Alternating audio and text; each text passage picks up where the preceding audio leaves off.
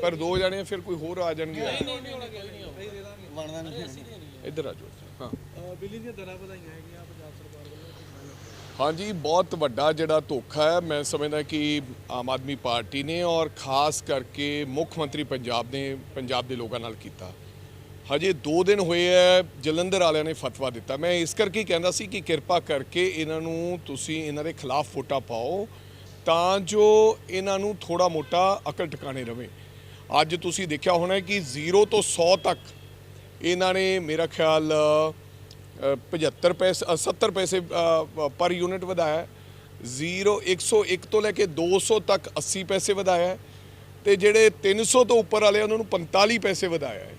ਮੈਨੂੰ ਲੱਗਦਾ ਹੈ ਕਿ ਜਿੰਨੇ ਲਾਭਪਾਤਰੀ ਸੀ ਹੁਣ ਗਰਮੀ 'ਚ ਕੰਜ਼ੰਪਸ਼ਨ ਵੱਧ ਜਾਂਦੀ ਹੈ ਸੋ ਅੱਧੇ ਰਹਿ ਜਾਣਗੇ ਉਹ ਕਿਉਂਕਿ ਮੈਂ ਕੱਲ ਵੀ ਪ੍ਰੈਸ ਕਾਨਫਰੰਸ ਕਿਹਾ ਸੀ ਕਿ ਸਸਟੇਨੇਬਲ ਕੰਮ ਹੈ ਨਹੀਂ। 20,000 ਕਰੋੜ ਰੁਪਇਆ ਇਹਨਾਂ ਨੇ ਹੁਣ ਦਿੱਤਾ ਸੀ ਪਿੱਛੇ ਜੇ 31,000 ਕਰੋੜ ਰੁਪਏ ਦਾ ਕਰਜ਼ ਲਿਆ ਸੀ 500 ਕਰੋੜ ਰੁਪਏ ਦਾ ਕਰਜ਼ ਲੈ ਕੇ ਤਨਖਾਹਾਂ ਦਿੱਤੀਆਂ ਸੀ। ਪੀਐਸਪੀਸੀਐਲ ਦਾ ਮਤਲਬ ਕਿ ਜਨਾਜ਼ਾ ਨਿਕਲਿਆ ਪਿਆ ਸੀਗਾ। ਇਸ ਕਰਕੇ ਇਹਨਾਂ ਨੂੰ ਇਹ ਜਿਹੜੇ ਰੇਟ ਵਧਾਉਣੇ ਪਏ ਇਹ ਸਰਾਸਰ ਪੰਜਾਬ ਦੇ ਲੋਕਾਂ ਨਾਲ ਧੋਖਾ ਹੈ। ਪਹਿਲਾਂ ਵੀ ਇਹਨਾਂ ਨੇ ਡੀਜ਼ਲ ਦੇ ਵੈਟ ਦੇ ਰੇਟ ਵਧਾ ਦਿੱਤੇ ਗਏ ਸੀ, ਪੈਟਰੋਲ ਦੇ ਵਧਾ ਦਿੱਤੇ ਗਏ ਸੀ। ਮੈਨੂੰ ਯਾਦ ਹੈ ਭਗਵੰਤ ਮਾਨ ਇਹ ਕਹਿੰਦੇ ਹੁੰਦੇ ਸੀ ਕਿ ਅਸੀਂ ਆ ਜਿਹੜੇ PPA ਐਗਰੀਮੈਂਟ ਹੈ ਇਹ ਅਸੀਂ ਕੈਂਸਲ ਕਰਾਂਗੇ ਜਿਹੜੇ ਥਰਮਲ ਪਲਾਂਟਸ ਨਾਲ ਅਕਾਲੀ ਦਲ ਸਰਕਾਰ ਕਰਕੇ ਗਈ ਸੀ ਇਹ ਮਹਿੰਗੀ ਬਿਜਲੀ ਦੇ ਰਹੇ। ਅੱਜ ਨਾ ਕੋਈ ਉਹਨਾਂ ਦੀ ਗੱਲ ਕਰ ਰਿਹਾ। ਇੰਡਸਟਰੀ ਇੱਥੋਂ ਬਾਹਰ ਜਾ ਰਹੀ ਹੈ ਬਿਕੋਜ਼ ਲਾਅ ਐਂਡ ਆਰਡਰ ਦੀ ਸਥਿਤੀ ਖਰਾਬ ਹੈ। ਬਿਜਲੀ ਦੇ ਬਿੱਲ ਰੋਜ਼ ਵਧਾਏ ਜਾ ਰਹੇ ਹੈ। ਸੋ ਮੇਰੇ ਕਹਿਣ ਦਾ ਮਤਲਬ ਇਹ ਸਰਾਸਰ ਧੱਕਾ ਹੈ। ਇਹਦੇ ਤੇ ਅਸੀਂ ਬਿਲਕੁਲ ਕਾਂਗਰਸ ਪਾਰਟੀ ਚੁੱਪ ਨਹੀਂ ਬੈਠੇਗੀ।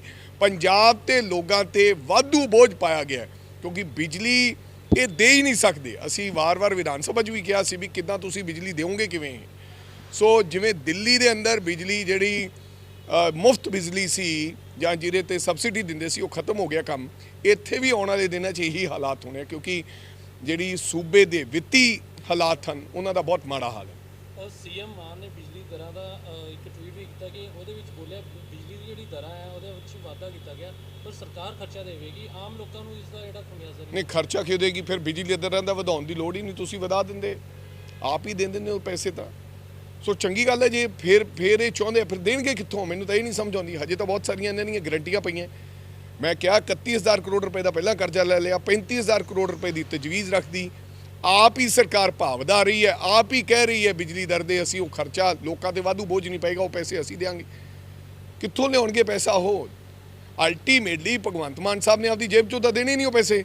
ਸਰਕਾਰ ਕਿੱਥੋਂ ਦੇਊਗੀ ਪੈਸਾ। ਸਰਕਾਰ ਵਾਧੂ ਜਿਹੜਾ ਬੋਝ ਲੋਕਾਂ ਤੇ ਪਾਉਣਗੇ ਪਹਿਲਾਂ ਵੈਟ ਦਾ ਜਿਹੜਾ ਪਾਇਆ ਉੱਥੋਂ ਹੀ ਇਹ ਕਲੈਕਸ਼ਨ ਕਰਨਗੇ ਟੈਕਸ ਪੇਅਰ ਤੋਂ ਹੀ ਪੈਸਾ ਆਏਗਾ।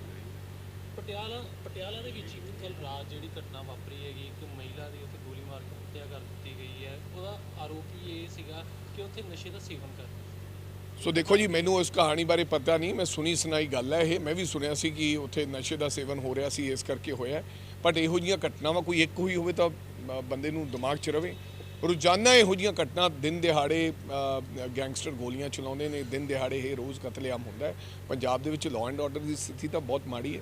ਕਾਂਗਰਸ ਦੇ ਜਿਹੜੇ ਰਾਸ਼ਟਰੀ ਅਧਿਕਸ਼ ਨੇ ਮਲਕਾ ਅਰਜੁਨ ਖੜਕੇ ਉਹਨਾਂ ਨੂੰ ਸੰਗਰੂਰ ਜ਼ਿਲ੍ਹਾ ਅਦਾਲਤ ਤੋਂ ਮਾਨਹਾਨੀ ਮਾਮਲੇ ਦੇ ਵਿੱਚ ਨੋਟਿਸ ਭੇਜਿਆ ਗਿਆ। ਮੈਨੂੰ ਲੱਗਦਾ ਕਿ ਹਾਂ ਨੋਟਿਸ ਕਿਸੇ ਨੇ ਲਿਖਿਆ ਕਿ ਸੰਮਨ ਭੇਜਿਆ ਗਿਆ। ਸੰਮਨ ਨਹੀਂ ਹੈ ਨੋਟਿਸ ਹੈ ਔਰ ਨੋਟਿਸ ਕਦੇ ਕਿਸੇ ਨੂੰ ਵੀ ਉਹਨਾਂ ਦੇ ਵਿੱਚ ਉਹਨਾਂ ਦਾ ਨਾਮ ਵੀ ਠੀਕ ਨਹੀਂ ਲਿਖਿਆ ਗਿਆ। ਮਲਿਕ ਅਰਜੁਨ ਖੜਗੇ ਸਾਹਿਬ ਦਾ ਉਹ ਨਾਮ ਹੀ ਠੀਕ ਨਹੀਂ ਉਹ ਮੈਂ ਸੰਮਨ ਦੀ ਕਾਪੀ ਮੇਰੇ ਕੋਲ ਆਈ ਹੈ लेकिन किसी अखबार ने लिखता किसी मीडिया चैनल ने यह चलाता कि उन्होंने सम्मन होए सम्मन नहीं होए नोटिस है। नोटिस से तो जो कोई भी व्यक्ति कंप्लेंट दायर करता है मेरे ख्याल अदालत नोटिस भेजती है अदरवाइज देयर इज़ नो सम्मन। पर कोई गल नहीं है पर कांग्रेस पार्टी ने किसी की मैनू नहीं लगता कि किसी का दिल दिखाया हो खास करके किसी भी धार्मिक आगुआ का। शिकायतकर्ता हितेश भारद्वाज उन्होंने कहा कि कर्नाटक विधानसभा चुनाव दौरान ਕਾਂਗਰਸ ਨੇ ਮੈਨੀਫੈਸਟੋ ਵਿੱਚ ਬਜਰੰਗ ਦਲ ਦੀ ਤੁਲਨਾ ਦੇਸ਼ ਵਿਰੋਧੀ ਸੰਗਠਨ ਸਿਮੀ ਅਤੇ ਅਲ-ਕਾਇਦਾ ਦੇ ਨਾਲ ਕੀਤੀ ਸੀ। ਕੋਈ ਗੱਲ ਨਹੀਂ ਬਹੁਤ ਸਾਰੀ ਗੱਲ ਉਹ ਮਲਿਕ ਅਰਜੁਨ ਖੜਗੇ ਸਾਹਿਬ ਉਹਨੂੰ ਬਰੀਫ ਕਰ ਦੇਣਗੇ ਔਰ ਕਰਨਾਟਕਾ ਦੇ ਸਾਡੇ ਜਿਹੜੇ ਲੀਡਰ ਨੇ। ਲੇਕਿਨ ਮੈਨੂੰ ਲੱਗਦਾ ਕਿ ਕਦੇ ਵੀ ਕਿਸੇ ਵੀ ਧਾਰਮਿਕ ਸੰਸਥਾ ਨੂੰ ਕਿਸੇ ਵੀ ਧਾਰਮਿਕ ਆਗੂ ਨੂੰ ਕਦੇ ਵੀ ਐਸੇ ਸ਼ਬਦ ਨਹੀਂ ਕਾਂਗਰਸ ਪਾਰਟੀ ਨੇ ਇਸਤੇਮਾਲ ਕੀਤੇ ਕਿ ਜਿਹਦੇ ਨਾਲ ਕਿਸੇ ਦੀ ਮਨ ਨੂੰ ਠੇਸ ਪਹੁੰਚੇ। ਇਹ ਮਨ ਘੜਤ ਗੱਲ ਹੈ। ਅਸੀਂ ਤਾਂ ਕਾਂਗਰਸ ਪਾਰਟੀ ਮੈਂ ਗੁਰੂ ਗ੍ਰੰਥ ਸਾਹਿਬ ਨੂੰ ਮੰਨਦਾ ਤੇ ਮੈਂ ਚਰਚ 'ਚ ਵੀ ਜਾਂਦਾ ਮੈਂ ਹੁਣੇ ਮੰਦਿਰ 'ਚ ਵੀ ਜਾਂਦਾ ਔਰ ਜਕਾਰਾ ਵੀਰ ਬਜਰੰਗੇ ਵੀ ਛੱਡਦੇ ਅਸੀਂ ਅਸੀਂ ਕਿਵੇਂ ਖਿਲਾਫਤ ਗੱਲ ਕਰ ਸਕਦੇ? ਉਹ ਪਾਰਟਿਕੂਲਰਲੀ ਕੋਈ ਐਸੀ ਚੀਜ਼ ਹੋਏਗੀ ਜਿਹਦੇ ਤੇ ਵਿਸਤਾਰਪੂਰਵਕ ਉਹੀ ਦੱਸ ਸਕਦੇ ਨੇ ਵੀ ਕਿਉਂ ਉਹਨੂੰ ਬੈਨ ਕਰਨ ਦੇ ਬਾਰੇ ਗੱਲ ਕੀਤੀ ਗਈ। ਜ਼ਰੂਰੀ ਨਹੀਂ ਹੈ ਬਜਰੰਗ ਦਲ ਦੇ ਕਿਸੇ ਕੋਈ ਵਿਅਕਤੀ ਵੀ ਐਵੇਂ ਹੋ ਸਕਦਾ ਉਹਦਾ ਨਾਮ ਵਰਤ ਰਿਹਾ ਹੋਵੇ ਬਜਰੰਗ ਦਲ ਦਾ ਜਾਂ ਬਜਰੰਗੀ ਦਾ। ਸੋ ਮੈਂ ਸਮਝਦਾ ਕਿ ਅਸੀਂ ਕਿਸੇ ਦਾ ਅਪਮਾਨ ਨਾ ਕੀਤਾ ਨਾ ਕਰੀਏ। ਸਰ ਬਿਜਲੀ ਦਰ ਦੇ ਵਿੱਚ 70 ਪੈਸੇ ਪ੍ਰਤੀਸ਼ਤ ਵਧਾ ਦਿੱਤਾ ਗਿਆ ਹੈ, ਲੇਕਿਨ ਸੀਐਮ ਮਾਨ ਨੇ ਉਹਨਾਂ ਨੇ ਟਵੀਟ ਕਰਕੇ ਕਿਹਾ ਕਿ ਆਮ ਲੋਕਾਂ ਨੂੰ ਇਸ ਦਾ ਜਿਹੜਾ ਖਮਿਆਜ਼ਾ ਨਹੀਂ ਭੁਗਤਣਾ ਪੈਣਾ, ਉਹਨਾਂ ਤੇ ਬੋਝ ਨਹੀਂ ਪਏਗਾ। ਕੀ ਕਹਿਣਾ?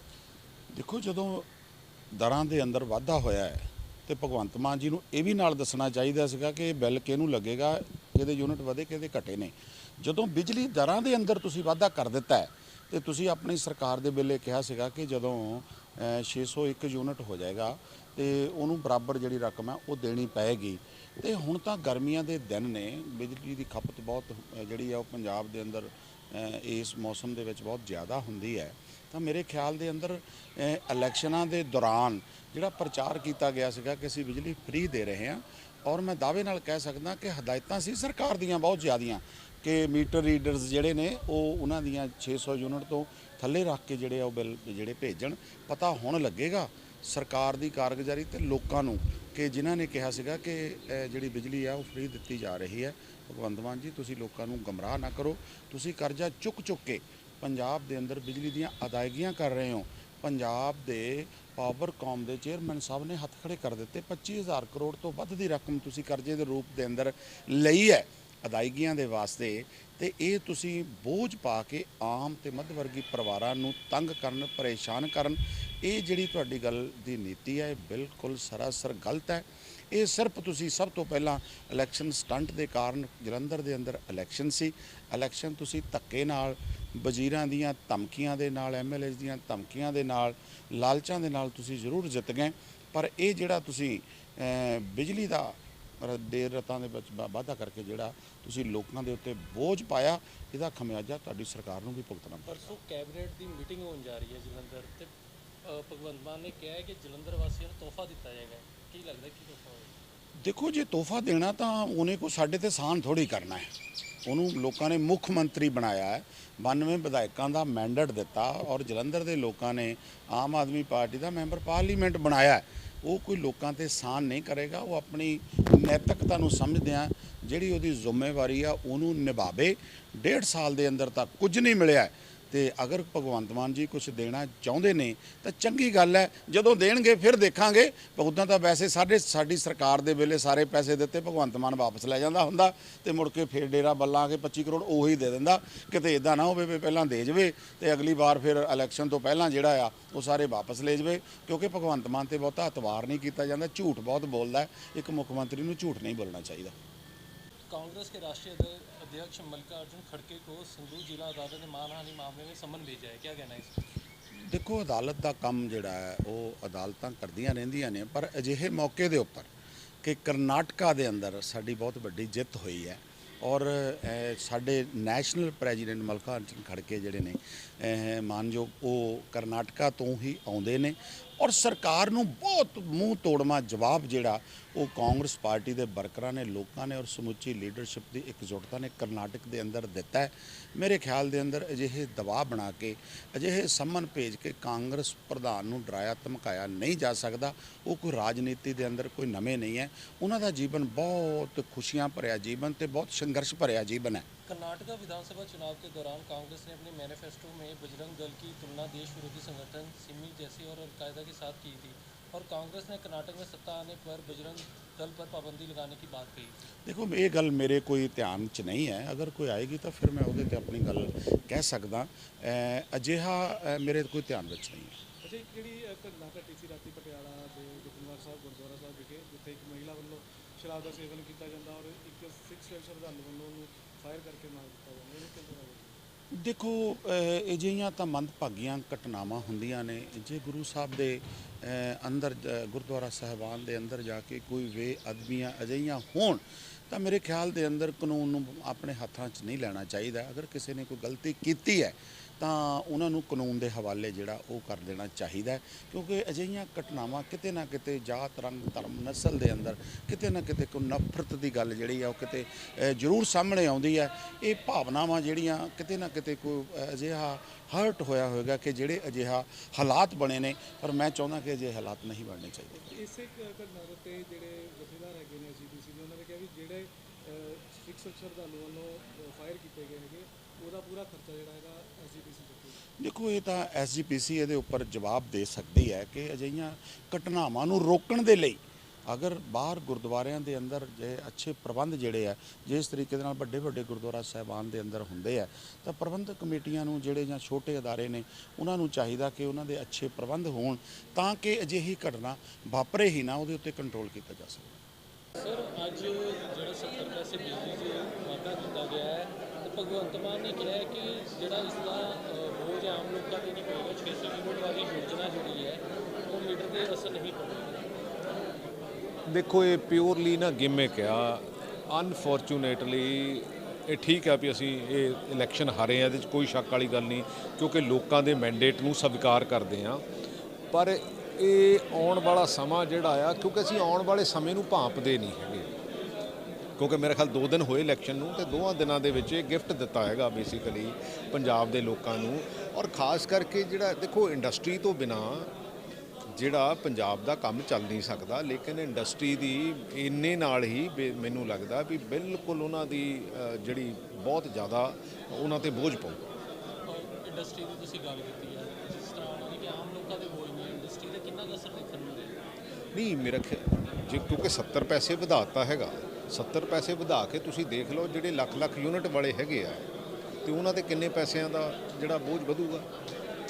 ਪਰਸੋਂ ਕੈਬਨਿਟ ਦੀ ਮੀਟਿੰਗ ਜਲੰਧਰ ਹੋਣ ਜਾ ਰਹੀ ਹੈ, ਇੱਥੇ ਤੇ ਕਹਿ ਰਹੇ ਕਿ ਤੋਹਫਾ ਦੇਣਗੇ ਜਲੰਧਰ ਵਾਲੇ, ਕੀ ਤੋਹਫਾ ਹੋਏਗਾ? ਨਹੀਂ, ਚਲੋ ਜੋ ਵੀ ਜਲੰਧਰ ਲਈ ਚੰਗਾ ਕਰਨ। ਪਹਿਲਾਂ ਤਾਂ ਹੁਣ ਤੱਕ 14 ਮਹੀਨਿਆਂ 'ਚ ਤਾਂ ਕੁਝ ਕੀਤਾ ਨਹੀਂ, ਤੇ ਜੇ ਜਲੰਧਰ ਦੇ ਲੋਕਾਂ ਨੇ ਫਤਵਾ ਦਿੱਤਾ ਹੈਗਾ ਤੇ ਮੈਨੂੰ ਲੱਗਦਾ ਜਲੰਧਰ ਦੀ ਡਿਵੈਲਪਮੈਂਟ ਲਈ ਜਿਹੜਾ ਕੰਮ ਕਰਨਾ ਚਾਹੀਦਾ, ਡੈਫੀਨੇਟਲੀ ਕਰਨਾ ਚਾਹੀਦਾ, ਅਸੀਂ ਵੈਲਕਮ ਕਰਾਂਗੇ।